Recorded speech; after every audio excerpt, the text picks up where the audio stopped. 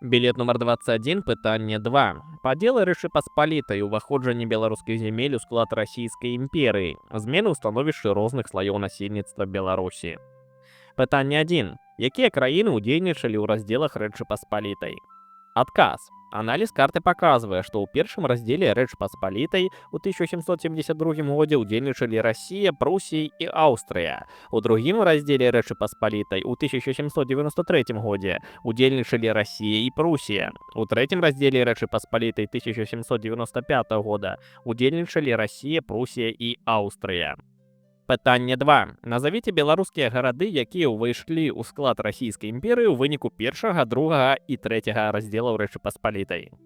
Адказ. У выніку першага падзелу Рэчы Паспалітай у 1772 годзе ў склад Расійскай імперыі ўвайшлі Віцебск, Магілёў, Гомель, Полацк і Мсціслаў. У выніку другага падзелу Рэчы Паспалітай у 1793 годзе ў склад Расійскай імперыі ўвайшлі Мінск, Слуцк, Пінск, Рэчыца і Мазыр. У выніку трэцяга падзелу Рэчы Паспалітай у 1795 годзе у склад Расійскай імперыі ўвайшлі Слонім, Брэст, Навагрудак і Гродна. Пытанне 3. Складзіце табліцу змены ў становішчы розных пластоў насельніцтва беларускіх земляў пасля іх далучэння да Расійскай імперыі. Адказ. Усё насельніцтва, акрамя сялян, было прыведзена да прысягі Кацярыне II на працягу месяца. У гарадах адмянялася магдебургскае права, на беларускія гарады распаўсюджваліся прынцыпы расійскага гарадскога самакіравання.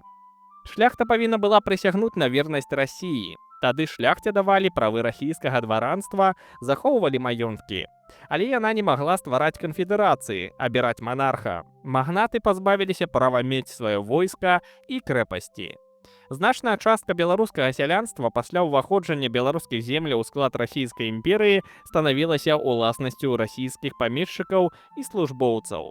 Прававое і маёмаснае становішча дзяржаўных сялян, перададзеных у памешчыцкую ўласнасць, пагаршалася. Новыя ўладальнікі маглі іх прадаць, перасяліць у іншае месца. Была ўведзена чарта яўрэйскай аседласці, якая прывяла да таго, што на тэрыторыі Беларусі масава пасяліліся яўрэі.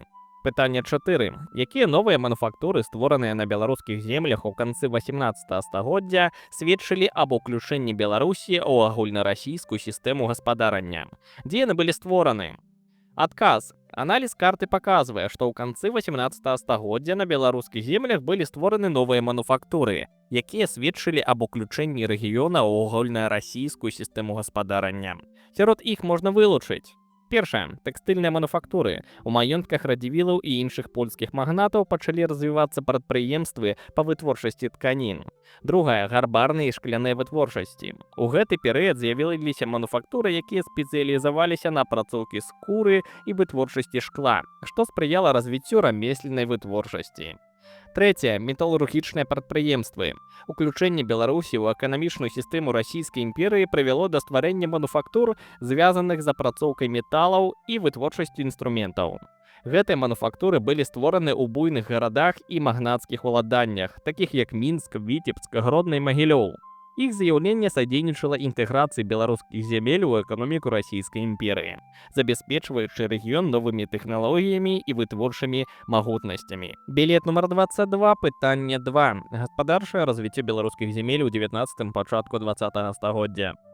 Пытанне 1. Якія галіны прамысловасці развіваліся ў Беларусі ў пачатку 20-го стагоддзя? Адказ. Лясная прамысловасць, ільняная, скурная, металаапрацоўчая прамысловасць, прамысловасць будаўнічых матэрыялаў, дрэваапрацоўка, фанерная, запалкавая, папяровая, лёгкая прамысловасць і харчовая, мукамольная, маслабойная, піваварства і гэтак далей. Пытанне 2. Чаму на пачатку 20-го стагоддзя прамысловыя прадпрыемствы размяшчаліся пераважна ў сельскай мясцовасці? Адказ. Аналіз крыніцы 2 паказвае, што ў пачатку 20-го стагоддзя прамысловыя прадпрыемствы на тэрыторыі Беларусі пераважна размяшчаліся ў сельскай мясцовасці па шэрагу эканамічных і лагістычных прычын. Першая. Блізкасць да крыніц сыравіны. Многія фабрыкі і заводы залежалі ад мясцовай сыравіны, такой як драўніна, лён, збожжа. Другая. Танная працоўная сіла. У сельскай мясцовасці было шмат свабоднай працоўнай сілы, якая не магла разлічваць на высокі заробак. Трэцяе. Нізкія эксплуатацыйныя выдаткі. У сельскіх раёнах зямля і ўтрыманне прадпрыемстваў абыходзіліся танней, чым у гарадах. Чацвёртае. Нізкая урбанізацыя. У Беларусі да пачатку 20-го стагоддзя было адносна мала буйных гарадоў. Нягледзячы на гэта, найбуйнейшыя фабрыкі ўсё ж размяшчаліся ў гарадах, дзе былі лепш развіты транспартныя сеткі і рынкі збыту. Пытанне 3. Цытатамі з дакумента пацвердзіце або аправергніце меркаванне. 19 лютага 1861 года сяляне сталі свабоднымі уласнікамі зямлі. Адказ. Меркаванне. 19 лютага 1861 года сяляне сталі свабоднымі ўласнікамі зямлі не з'яўляецца цалкам дакладным, бо вызваленне сялян адбывалася паэтапна і з захаваннем абавязкаў перад памешчыкамі. Цытаты, якія пацвярджаюць, што сяляне не адразу сталі ўласнікамі зямлі. Першае. Пераходны стан сялян пасля рэформы. У гэтым стане, якое ёсць пераходнае, сяляне называюцца часаваабавязанымі. Гэта азначае, што вызваленыя сяляне не адразу атрымлівалі поўныя правы ўласнасці на зямлю, а знаходзіліся ў пераходным статусе. Другае. Захаванне правоў памешчыкаў на землі. Памешчыкі, захоўваючы правы ўласнасці на ўсе прыналежныя ім землі. Зямля заставалася ва ўласнасці памешчыкаў, і сяляне маглі толькі карыстацца ею. Абавязак сялян выконваць павіннасці на карысць памешчыкаў. Сяляне абавязаны выконваць на карысць памешчыкаў вызначаныя ў палажэннях павіннасці. Вызваленыя сяляне па-ранейшаму павінны былі выконваць пэўныя абавязательствы перад памешчыкамі. Цытаты, якія пацвярджаюць магчымасць набыцця зямлі ва ўласнасць. Права сялян на выкуп зямельных надзелаў. Ім даецца права выкупляць сядзібу і іх аселасць, а са згоды памешчыкаў яны могуць набываць ва ўласнасць палявыя землі і іншыя ўгоддзі. Сяляне маглі выкупляць зямлю, але гэта патрабавала згоды памешчыкаў і значных выплат. Вызваленне ад абавязкаў пасля выкупу. З набыццём ва ўласнасць вызначанай колькасці зямлі сяляне вызваляюцца ад абавязкаў ад памешчыкаў. Толькі пасля поўнага выкупу сяляне станавіліся поўнымі ўласнікамі і вызваляліся ад павіннасцяў. Рэформа не дала сялянам зямлю бясплатна, а толькі дала права яе выкупіць. Да завяршэння працэсу выкупу яны заставаліся ў залежнасці ад памешчыкаў і неслі павіннасці. Пытанне 4. Складзіце план адказу на пытанне. Асаблівасці развіцця прамысловасці Беларусі ў другой палове 19 стагоддзя.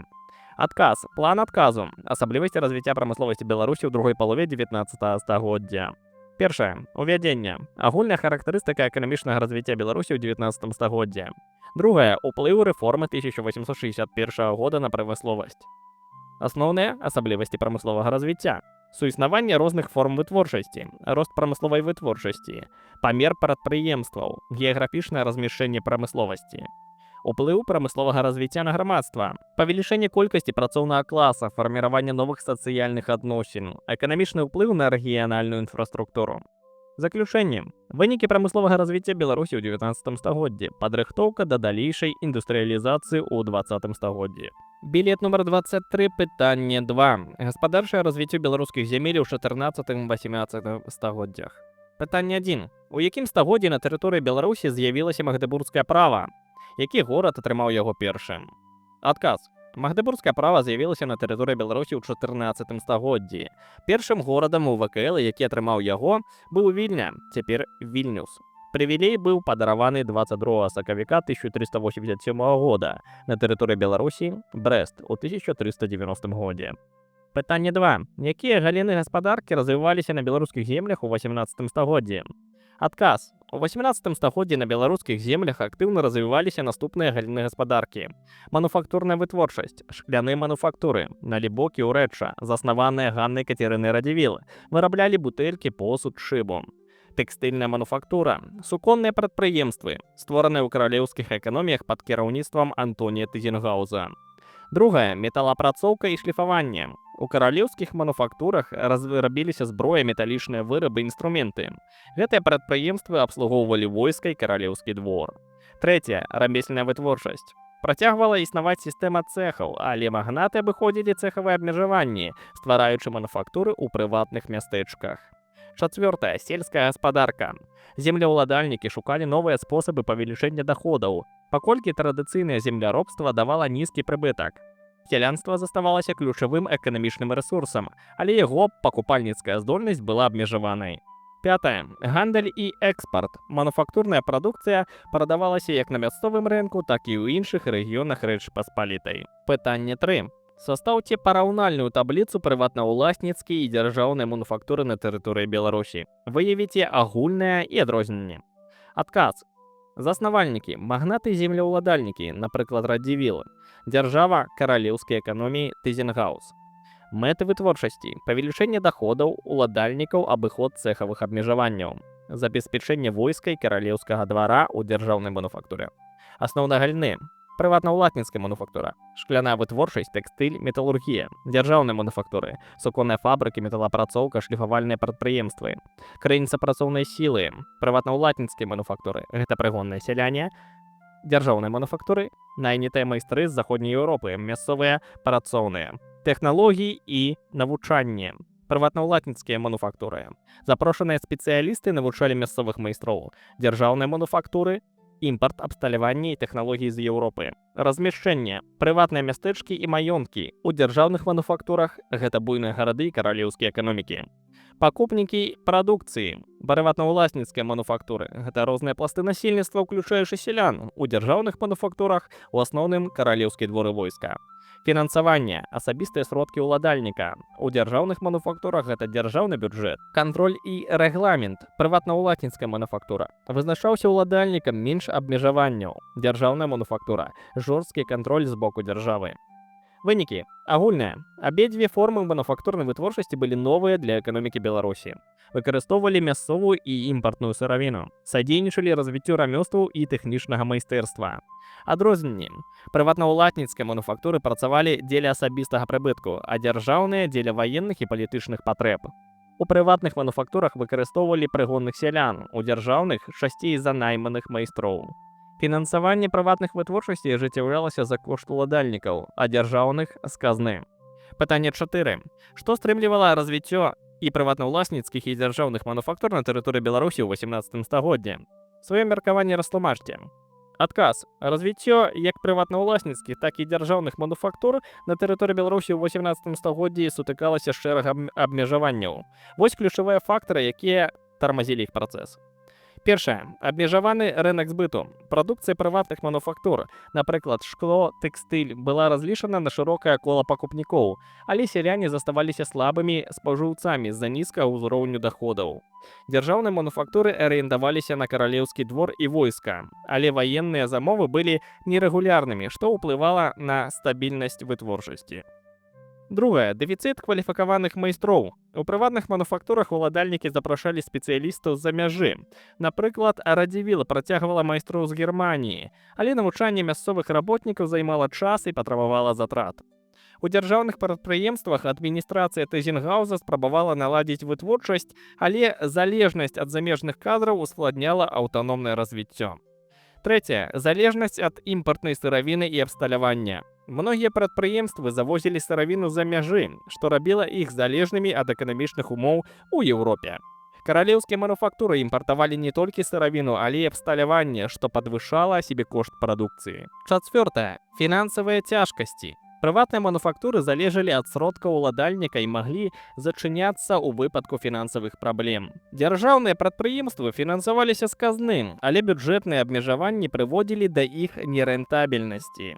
Пятое. Палітычная нестабільнасць. У 18 стагоддзі Рэч Паспалітая перажывала крызіс, што негатыўна адбылося на прамысловасці. Адсутнасць моцнай цэнтралізаванай улады перашкаджала развіццю эканамічных рэформ. Выснова. Хоць мануфактуры садзейнічалі мадэрнізацыі гаспадаркі, іх развіццё стрымлівалі эканамічныя, сацыяльныя і палітычныя фактары. Білет нумар 24. Пытанне 2. Гаспадарчае жыццё беларускіх зямель у 9-13 стагоддзях, шляхі ўзнікнення гарадоў і іх роля. Пытанне 1. Назавіце 5 гарадоў, якія ўзніклі на беларускіх землях адпаведна 9, 10, 11, 12, 13 стагоддзяў. Адказ. 9 стагоддзе. Полацк, 862 год. 10 стагоддзе. Тураў, 980 год. 11 стагоддзе. Менск, 1067 год. 12 стагоддзе. Гомель, 1142 год. 13 стагоддзе. Новагародак, 1235 год. Пытанне 2. Як узнікалі гарады на тэрыторыі Беларусі ў сярэднявеччы?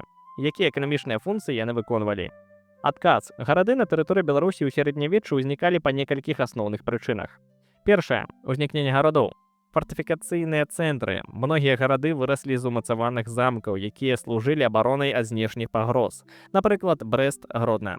Гандлёвыя шляхі. Гарады з'яўляліся ўздоўж важных гандлёвых маршрутаў, якія злучалі заходнюю і ўсходнюю Еўропу. Мінск, Полацк. Рамесленныя і адміністрацыйныя цэнтры. Паселішчы развіваліся вакол палацаў князяў, манастыроў і рамесных майстэрняў. Другая – эканамічныя функцыі гарадоў. Гандлёвыя вузлы. Гарады былі рынкамі абмену тавараў, дзе прадаваліся сельскагаспадарчая прадукцыя, футра, воск, металы і сукно. Рамесленыя цэнтры. У сярэднявечных беларускіх гарадах квітнелі кавалі, ткачы, гарбары, шкляры.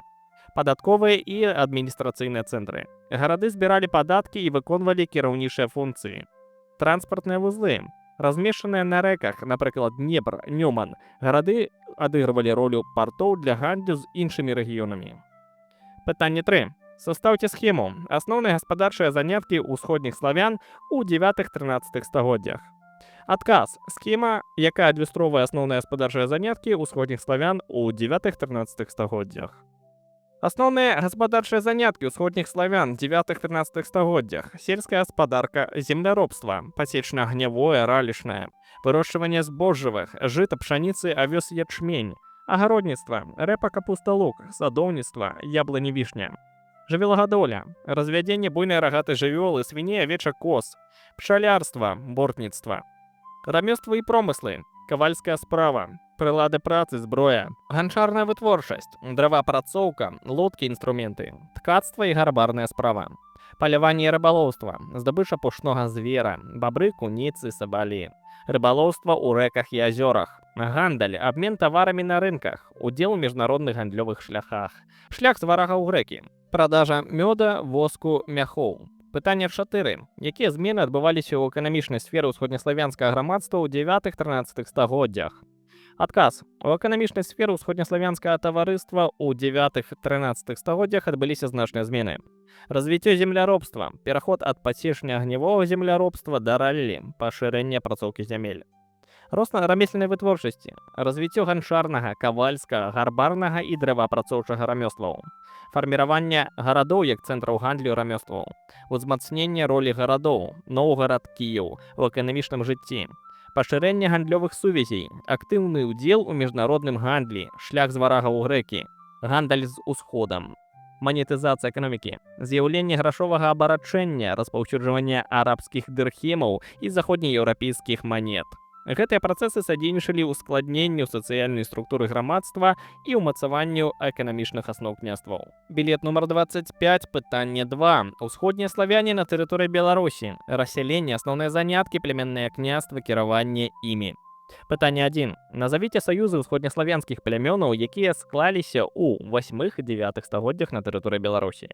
Адказ. Крывічы, палачане, дрыгавічы, радзімічы. Пытанне 2. Ахарактарызуйце геаграфічнае становішча саюза славянскіх плямён, якія жылі на тэрыторыі Беларусі ў 8-9 стагоддзях. Адказ. Крывічы-палачане жылі на поўначы сучаснай тэрыторыі Беларусі па рацэ Заходняя Двіна. Цэнтрам крывічоў быў горад Полацк. Дрыгавічы пражывалі на тэрыторыі сучаснага беларускага Палесся на поўдні Беларусі. Па рацэ Прыпяць з цэнтрам у горадзе Тураве. Радзімічы жылі на паўднёвым усходзе Беларусі на рацэ Сош. Пытанне 3. Аб якіх гаспадарчых занятках усходніх славян дазваляе зрабіць выснова ілюстрацыі? Назавіце не менш за 5 заняткаў. Адказ. Ілюстрацыя дазваляе вылучыць наступныя гаспадарчыя заняткі ўсходных славян. Першае. Земляробства. На малюнку бачны мужчына, які арае поле з дапамогай коннай сахі, што сведчыць аб развіцці земляробства. Другае. Жывёлагадоўля. Прысутнасць кароў і цяля паказвае на развядзенні і догляд за хатнімі жывёламі. Трэцяе. Рыбалоўства. У фоне бачны людзі ў лодцы на рацэ, што кажа аб важнасці рыбнай лоўлі як крыніцы жыцця. Чацвёртае. Рамесная вытворчасць. Інструменты і драўляная агароджа вакол паселішча паказваюць на развіццё цяслярскай справы і іншых рамёстваў. Пятае. Хатняя гаспадарка. Жанчына нясе ведро, а іншы чалавек даглядае целя, што паказвае паўсядзённыя клопаты і вядзенне гаспадаркі. Пытанне 4. Складзіце схему арганізацыі ўсходнеславянскага грамадства ў 8-9 стагоддзях. Адказ. Арганізацыя ўсходнеславянскага грамадства 8-9 стагоддзі. Князь. Вярхоўны кіраўнік племя, ваенны лідар. Дружина. Узброены атрад князя, опора улады. Веча. Сход свабодных мужчын для прыняцця важных рашэнняў. Знаць. Паважаныя ўплывовыя асобы, якія ўдзельнічалі ў кіраванні. Вольныя аб'яднанні. Земляробы і рамеснікі. Апалчэнне. Жыхары княства, якія заклікаюць на вайну. Падабалася відэа? Тады не забудь паставіць лайк і падпісацца на нашу групу ў ВК. Кароткія канспекты, прэзентацыі, тэставыя матэрыялы вы можаце знайсці на сайце праекта «Скарбонка гісторыка».